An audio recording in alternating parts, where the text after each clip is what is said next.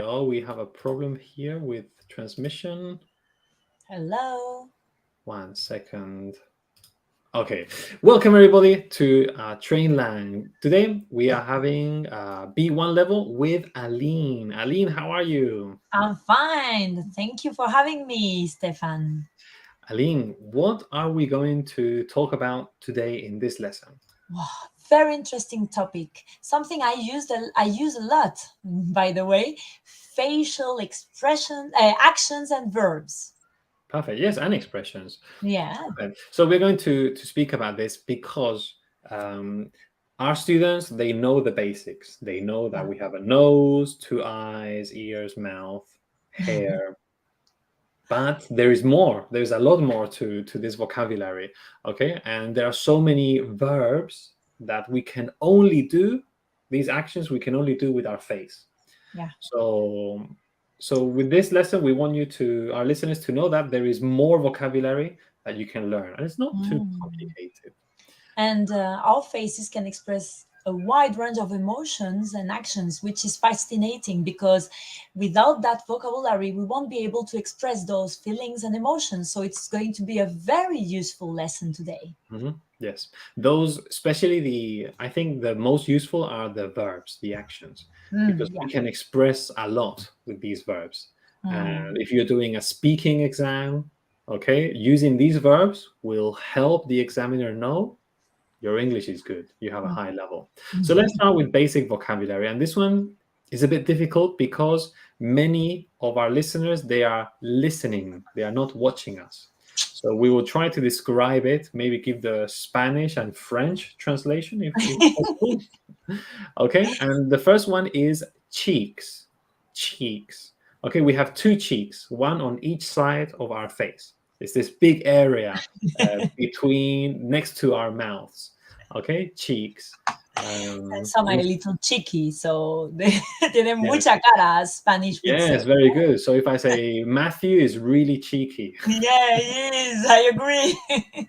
So tiene mucha cara. Perfect. Cheeks in Spanish would be Mofletes. mofletes. Había otra. There was another word. ¿Cómo es? We said it before. Lo hemos dicho. It will come. Mofletes. And in French? Joues. Les joues. Les joues. Okay, good. So we have the cheeks, 2 cheeks. It's the biggest area, maybe. Next one. Carrillos. Carrillos. No? Los carrillos. No, that's not the one for... Maybe in some countries. The next word is... Let's go for chin. A chin. We have 1 chin. And it's the area under our mouth, yes? Yeah. Okay, so it's the area under our mouth, and it has a bone, chin bone. Okay, chin in Spanish and French. Aline, can you help us? Le menton in French. Okay, and barbilla in English. Barbilla. In Spanish. No decimos, we don't say mentón in Spanish as well? No. Mentón, I think, is the whole jaw. Yes, the jaw. Okay, or maybe, yes, mentón, barbilla. Okay, anyway, barbilla, perfect. Next one, ears. That's an easy one. Okay, we have 2 ears on each side. Eyebrows. Aline, can you describe what the eyebrows are? I can try. You are showing them right now. It's like a row of hair that is on top or above the eye. Yeah? Women usually give a lot of attention to their eyebrows. They even like paint them or give them some color because it gives a lot of expression. It's really important to have beautiful eyebrows. Yes. Yeah. Jonathan has beautiful eyebrows. Oh, I've never noticed. I'll be careful. I'll look at it next time. Jonathan, they spoke about me in the last podcast, so now I. So you're taking your revenge. Yeah, I can see. Next one, very good. Eyebrows, cejas in Spanish. Cejas. Yes. And in French? Sourcil. Perfect. Next one, eyelids. Now the eyelids is the skin that covers your eyes. Yeah. We can open our eyes with our eyelids, and we can close our eyes with our eyelids. Okay. In fact, a lid es una tapa. Claro, okay? eyelids. So la tapa del ojo. Yeah. Yes. So when you have a Tupperware with food inside, you can open the lid, and Yes. and then you can access the food. I So think women mainly will know what an eyelid is in French, because it's paupière, and it's always on top of, the makeup for eyes, paupière, like poudre pour les paupières. So yeah, paupière in French. oh, interesting. I didn't know that. This one, forehead. Forehead. Where is our forehead, Aline? It's, well, just below your hair, and it's on top of your eyebrows, and it's this part of the skin that I'm touching now, and you can have a very big one, large one, or small one. Mine is very small, as you can see. Forehead. Forehead, yeah, is Yes. yeah, that's it. Frente, no, le front. Yeah. La frente. Forehead. Yeah. Perfect. This one, we have lips. Okay, so the lips, we have two, the upper lip and the bottom lip, and is what women, for example, they put lipstick on. Red, for example, you today, you have red lipstick on your lips. Yes? Yeah. So lips. Next one is, I'll leave the next one for you, the interesting one. You like it, eh? Nose and nostrils. Yeah, it took me ages, and until today, I haven't found a word for nostrils in Spanish. Well, there is one, no? Nasas fosales, you said? Yes. But it's not something we use very often. Whereas nostrils or narine in French, we use it quite often as soon as we want to mention any movement of the wall of our nose. So that's a nice one, nostrils. Yes. So students, they know the word nose, okay? But nostrils is not very common, but it's a useful word. And in Spanish, we don't usually use it, this one. Next one, wrinkles. Wrinkles with a W. Now, wrinkles are what... Are you going to ask me to talk about that? I don't like them. I am starting to get wrinkles on the side of my eyes, okay? Wrinkles are something that we hate, because as we get older, we start getting wrinkles in our face, and they are the lines on our face from old skin, basically. Arrugas in Spanish, and in French, Des rides. Okay, Yeah. wow. Sounds like a difficult word in French. Yeah, it's really not good. So the words are cheeks, chin, ears, eyebrows, eyelids, forehead, lips, nose, nostrils, and wrinkles. Okay, so those were the words for our face. Let's move on to the verbs. This is really useful. Okay, Aline, the first word is wink. Wink. W-I-N-K. How do we wink? What is this? Oh, I'm winking right now, but you maybe the listeners can't see it. It's when you close one of the two eyes in a very quick way, and it would be like understood as a private signal to somebody to show something, or to show that it's a joke, or just to add some meaning to what you're saying. And I have a little story about winking. Really? I never knew. When I was like 13 years old, I traveled for a few weeks to Ireland, and we were like at a gathering, and we were many young ones. And they said, "Let's play winker, the winker." And I was like, "What? The winker? What is the winker?"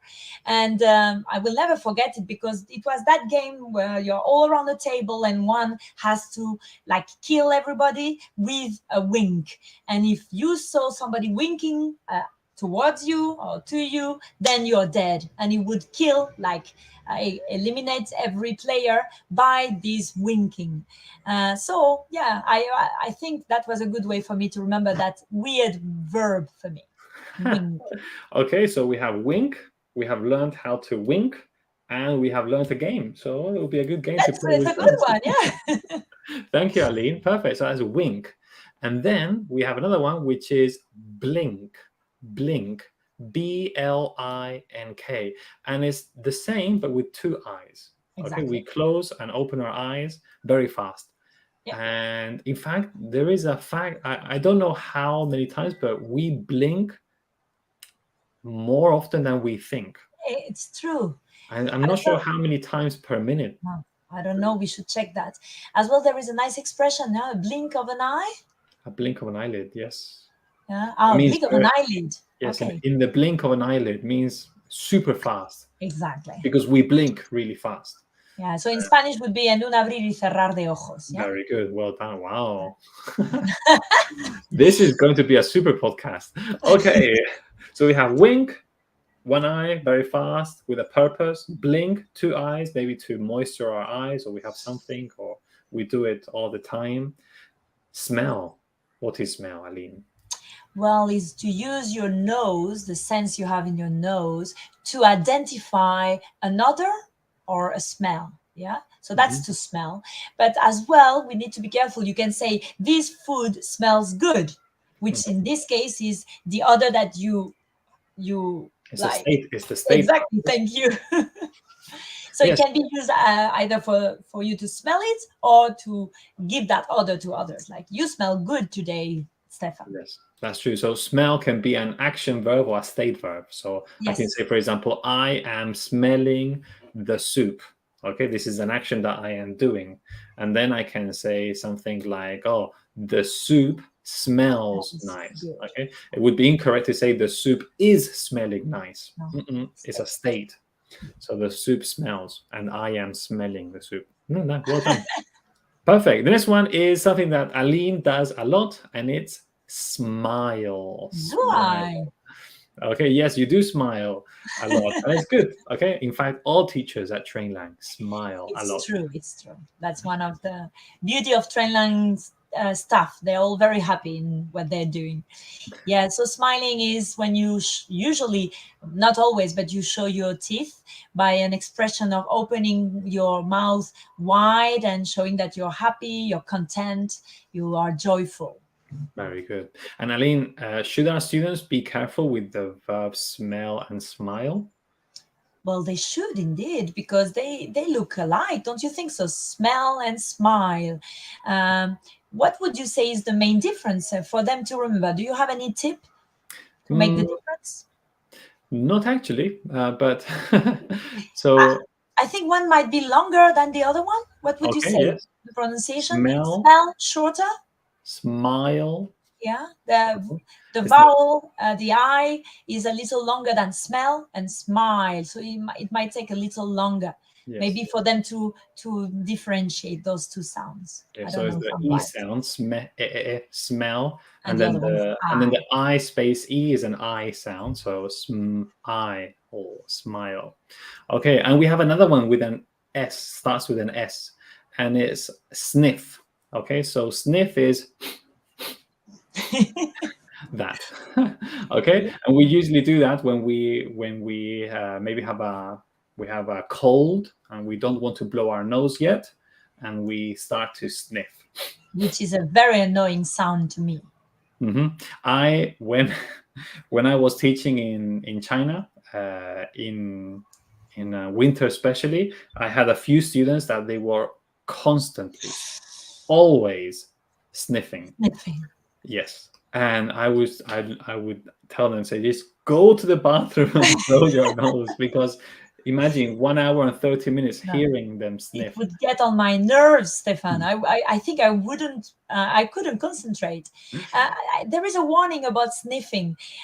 Spanish doesn't like to say S, liquid S without an E before. Yes. And we could have the tendency of saying sniff, but there is no E. So it's sniff, no sniff. Yeah, just a little warning that, because I don't think they would understand you in English if you say sniff. I am sniffing. That's weird. Don't you think so?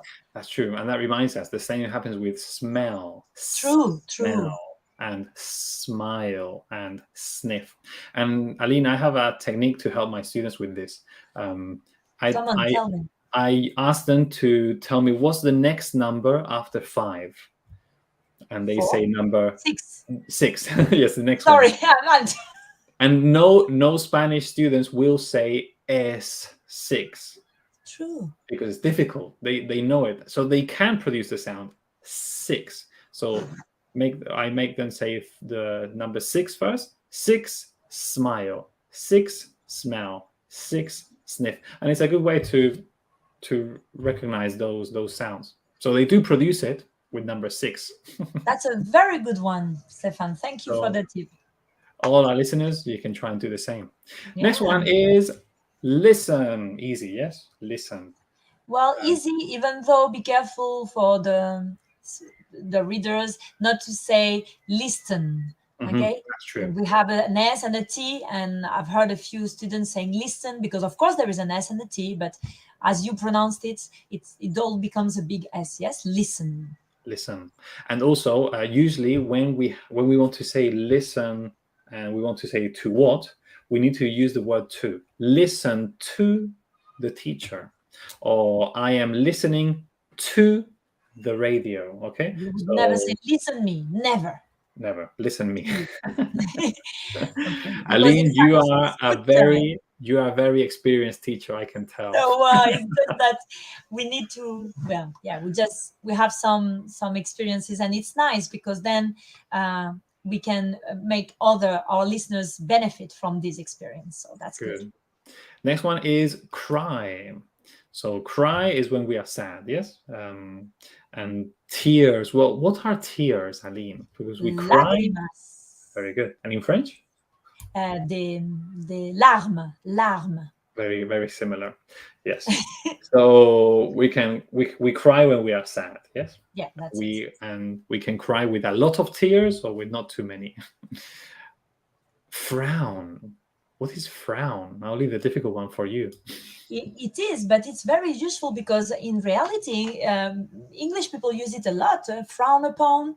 And it took me time to understand that one. It's like to make your face show that you're angry, you're annoyed, and you use your eyebrows for that. So it's like, I don't know if you just, I don't know, like you put them together and you have those wrinkles in the middle of your eyes to show that you're not happy with something. So it's a good one. I don't know how to say it in Spanish, by the way, frown. That's true. I have no idea. That is very true. We'll ask our listeners to look for that. Okay, how do you frown in Spanish? Maybe they can write in the comments below to help us. That would be nice. I'm looking forward to that. Okay, so yes, and when we are confused, we also frown. Like we are, Oh, yeah, it's true. We frown. Very good. And chew. Okay, so we have here two. One is chew, and the other one is bite.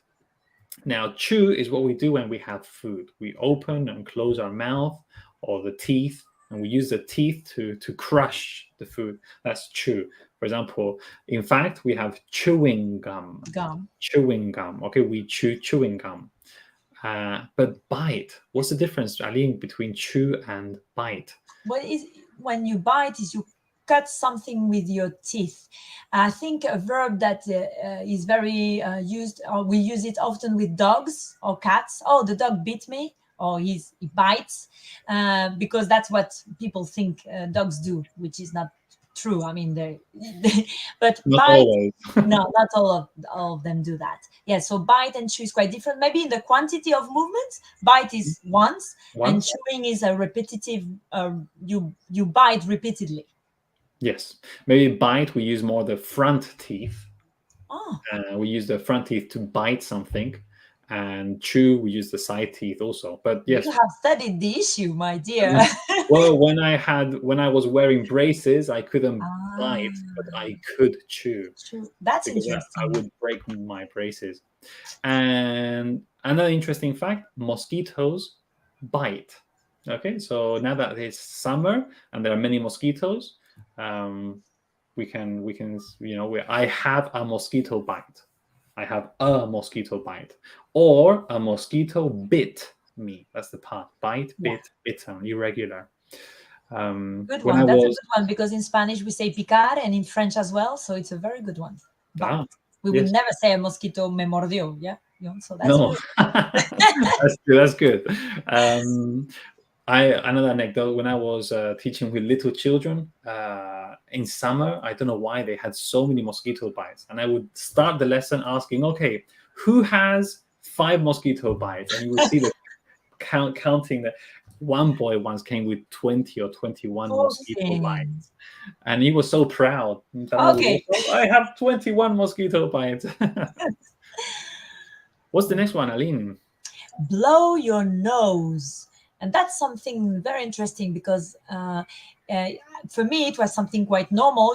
When you have what you were saying before, you have a cold and you need to get rid of the mucus that is in your nose, then you take a handkerchief or tissue and you just blow your nose. You use some strength to Expel the mucus. expel the mucus. But when I arrived in Spain, that was seen as something really not polite at all, to blow your nose in public. Whereas in my country, in France, it was very normal. Nobody would ever make a fuss of it. Like, you blow your nose, the same as you sneeze, there is nothing wrong. But I remember being like told off, like, oh, how can you blow your nose in public? So that has impacted me a lot. What is it like in England? Is it bad manners to blow your nose? No, it's not bad. You should wash your hands or use hand sanitizer afterwards. Very good. Okay, and especially if you're with other people sitting at the table and you need to do that, just or go sideways so they don't look in you. And then if you can, wash your hands or use hand sanitizer. I would appreciate it. I know. That's a good one. Next one is swallow. Okay, so we swallow is when we are chewing food and now it's time for the food to go down to your stomach. So you swallow your food. Okay, easy. Goes down your throat. Very good. Raising your eyebrows in surprise. Okay, so we said when we were frowning, our eyebrows would get together and create creases, and raising your eyebrows would be like going upwards. Yeah. Moving upwards, and then the wrinkles appear on the top. That's a good one. Yeah. Anyway, there is always wrinkles somewhere. Good. You know who doesn't have wrinkles? Matthew. Matthew doesn't have wrinkles. He's amazing. I mean, but it's because black don't crack. You know that. So yes, that's why. Good. So your husband also, he doesn't have wrinkles, does he? Well, not many. It's true. Not many. Okay. I'm more than Matthew, no, more than Matthew. More than Matthew. I'm jealous of Matthew. Yeah, but Matthew doesn't have much hair, you see, so he's like Matthew. Matthew is the best.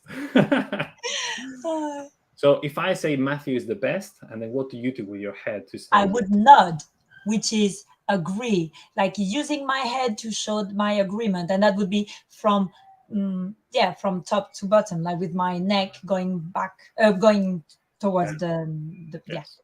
You just nod. Very good. Nodding. He nodded in the past. Okay, that means that he said yes to something.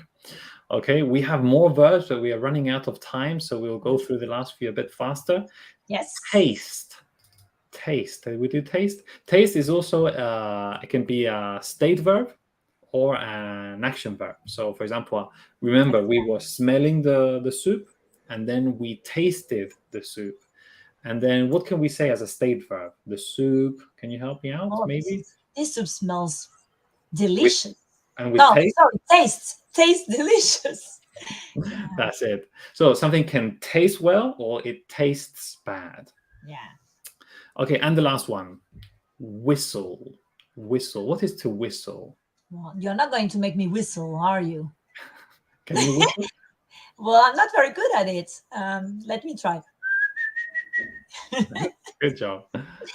I was thinking, even though we're running out of time, people can really go to the campus, because this lesson is amazing. We have all those verbs with beautiful, how did you call them? Images? Gifts. Yeah, exactly. Gifts. And they're really nice because the image helps you get the idea, the meaning very quickly. So the lesson in the campus about those verbs is really a masterpiece.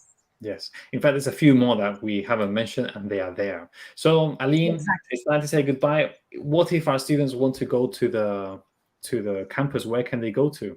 Yeah, they just have to go to www.campus.trainlang.com, and remember, the first lesson is free, and they can have wonderful teachers like you. Perfect. So not perfect like me. I mean, perfect as in the campus. But yes, the first lesson is free. There is loads of learning materials there. We have other services also, like group lessons, one-to-one lessons, and we adapt to the students. So we'll be waiting for new students to arrive. Thank you so much, Aline, and I Thank will see you you. next time. Bye-bye. It's been a lot of fun. Thank you.